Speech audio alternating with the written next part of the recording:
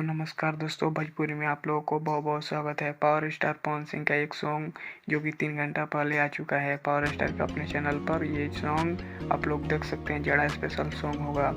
और ये सॉन्ग की बात करें तो इसका सॉन्ग बहुत बेहतरीन सॉन्ग है पावर स्टार का। इसका वीडियो क्वालिटी की बात करें तो इसका वीडियो क्वालिटी सबसे हेवी है। इस पावर स्टार का ये गाना सबसे सुपर हिट करेगा। ट्रेंडिंग सेक्शन में 13 नंबर पर यूट्यूब ट्रेंडिंग सेक्शन में घुस गया है।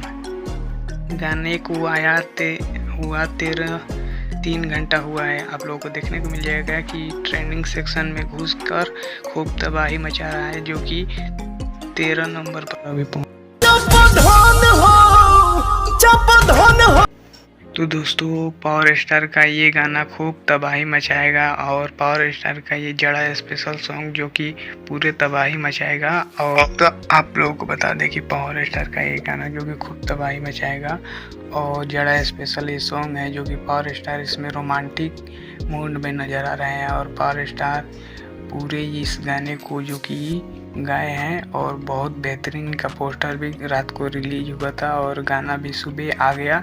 पावर स्टार ऑफिशियल चैनल पर आया है। दीपक सिंह के साथ प्रियांशु सिंह लोग रहे हैं पावर स्टार के सामने। पावर स्टार जो कि इस गाने को इतने बेहतरीन क्वालिटी बनवाए हैं कि ये बहुत हैवी। और पावर स्टार